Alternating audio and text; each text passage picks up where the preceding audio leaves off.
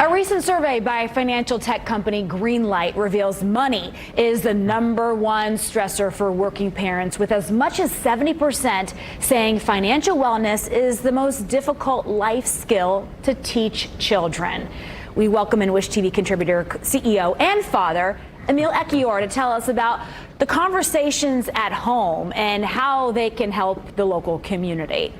Thank you for having me. Thanks for coming in. And this is such an important conversation as far as how do you live in the society we all live in.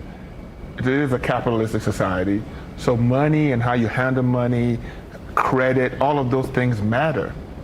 You know, how you move up the ladder socioeconomically matters in how you take care of yourself, how you save, how you handle money on a daily basis, and your understanding of money.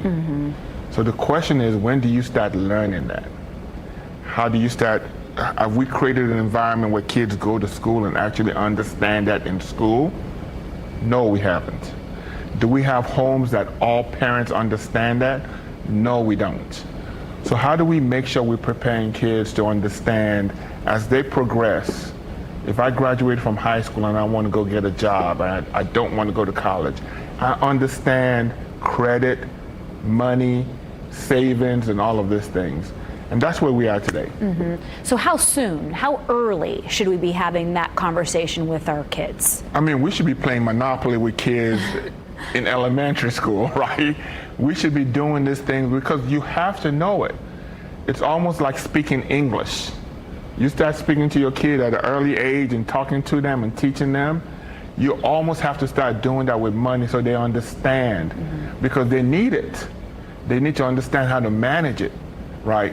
So we've seen this for so long, we haven't done it. We haven't done it in high schools or in K-12. So kids come out of K-12 without really understanding. They make mistakes. They go to college, they get credit cards, they run up their credits. Now they're making up for it for the rest of their lives. Yeah. So the way we do it going forward is very important, especially for kids who are coming from certain socioeconomic status. How do we teach you about money to understand how to manage it, how to make it, right? And how to leverage credit to improve yourself and your lives. Yeah, you're a father, you're also a champion, local community.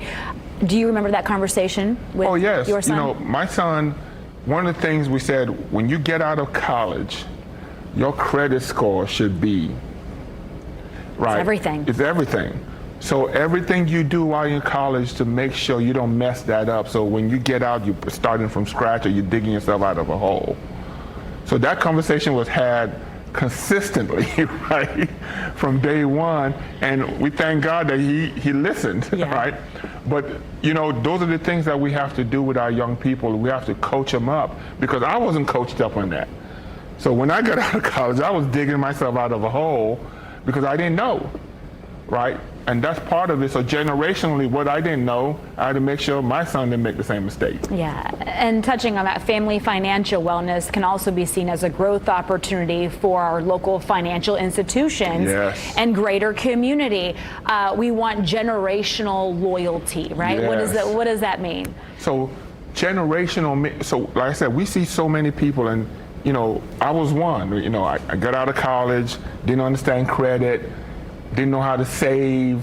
I just had to learn on the run, right? So I had to fix that to make sure that when my kid got out of college, he didn't make that same mistake. And now he's going to do the same thing for his kid, right? So we have to make sure that generationally people are not passing down the same mistakes, because you just don't know what you don't know.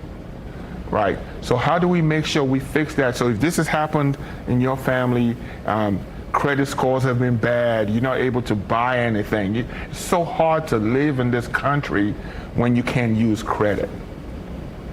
I think that's really what makes this country so special.